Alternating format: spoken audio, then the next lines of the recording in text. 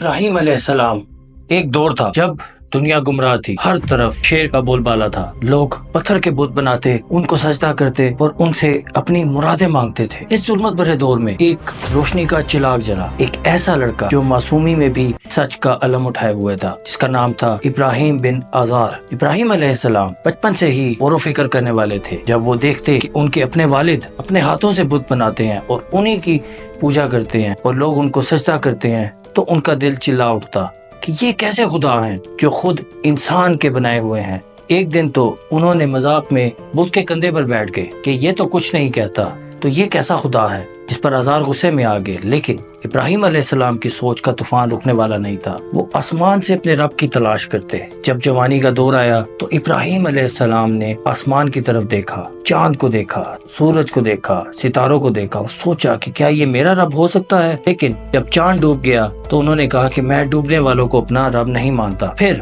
سورج نکلا تو انہوں نے سوچا کہ کیا یہ میرا رب ہے، لیکن وہ بھی ڈوب گیا۔ تب ابراہیم علیہ السلام نے اعلان کر دیا کہ میرا رب وہ ہے جو ہر وقت زندہ ہے، کبھی چھپنے والا نہیں، وہ ہر وقت حاضر ہے۔ اس وقت کے حکمران کا نام نمرود تھا۔ نمرود ایک ظالم اور گھمنڈی بادشاہ تھا جو خود کو خدا کہہ کر پکارتا تھا۔ جب ابراہیم علیہ السلام نے توحید کا پیغام پھیلانا شروع کیا تو نمرود تک بات پہنچ گئی۔ اس نے ابراہیم علیہ السلام کو اپنے دربار میں بلایا۔ نمرود نے ان سے پوچھا کہ تمہارا رب کیا کرتا ہے، تو جس پر ابراہیم علیہ السلام نے کہا کہ میرا رب زندگی دیتا ہے اور موت بھی وہی دیتا ہے۔ اس پر نمرود نے دو قیدیوں کو بلایا، ایک کو مار ڈالا اور دوسرے کو چھوڑ دیا اور بولا کہ دیکھا میں بھی زندگی اور موت کا مالک ہوں۔ جس پر ابراہیم علیہ السلام نے مسکرا کر کہا کہ میرا رب تو سورج کو مشرق سے نکالتا ہے، اگر تو رب ہے تو اسے مغرب سے نکال کے دکھا۔ جس پر نمرود خاموش ہو گیا، اس کا گھمنڈ اسی وقت چور چور ہو گیا۔ ابراہیم علیہ السلام نے اپنی قوم کو سمجھایا، لیکن ان کا دل پتھر بن چکا تھا۔ ایک تہوار ہوا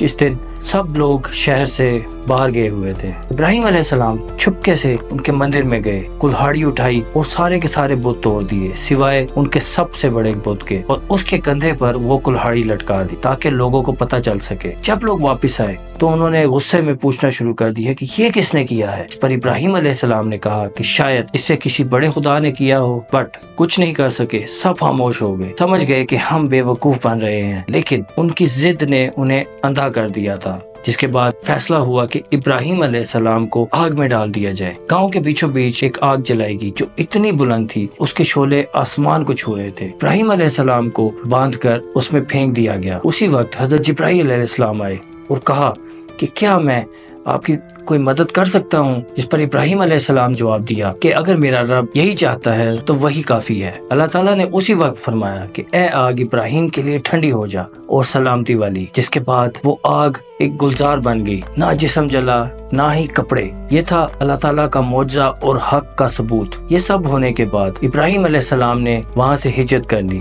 انہوں نے اپنی بیوی حضرت ہاجرہ رضی اللہ عنہا اور چھوٹے بیٹے حضرت اسماعیل علیہ السلام کو لے کر ایک سنسان وادی کی طرف چلے گئے جہاں نہ پانی تھا اور نہ ہی لوگ۔ جب ہاجرہ رضی اللہ عنہا نے پوچھا کہ کیا یہ اللہ تعالیٰ کا حکم ہے، جس پر ابراہیم علیہ السلام نے اشارے سے ہاں کہا، تب ہاجرہ رضی اللہ عنہا نے یقین سے کہا تو پھر اللہ تعالیٰ ہمیں کبھی ضائع نہیں ہونے دے گا۔ وہ صفا اور مروہ کے درمیان پانی کی تلاش میں دوڑتی رہیں، تبھی زمزم کا چشمہ پھوٹا، ایک رحمت کا پیغام جو آج تک بہہ رہا ہے اور اس میں کوئی کمی نہیں ہے۔ پھر آئی سب سے بڑی آزمائش۔ اللہ تعالیٰ نے ابراہیم علیہ السلام کو خواب میں دکھایا کہ وہ اپنے لال اسماعیل علیہ السلام کو اللہ تعالیٰ کی راہ میں قربان کر رہے ہیں۔ انہوں نے اپنے بیٹے سے پوچھا تو اسماعیل نے جواب دیا کہ آپ کو جو حکم ملا ہے آپ وہی کیجیے، آپ مجھے ہمیشہ صبر کرنے والوں میں پائیں گے۔ جس کے بعد حضرت ابراہیم علیہ السلام انہیں ایک وادی میں لے گئے جہاں انہوں نے کہا کہ میرے ہاتھ پاؤں باندھ دیے جائیں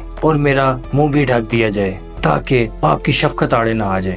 ابراہیم علیہ السلام جیسے ہی چھری چلانے لگے تو اللہ تعالیٰ نے انہیں روکا اور ایک جنتی دمہ بھیج دیا۔ یہ تھا اللہ تعالیٰ کا ٹیسٹ، اور ابراہیم علیہ السلام اور اسماعیل علیہ السلام اس ٹیسٹ میں دونوں پاس ہو گئے۔ اسی یاد میں عید الاضحیٰ منائی جاتی ہے۔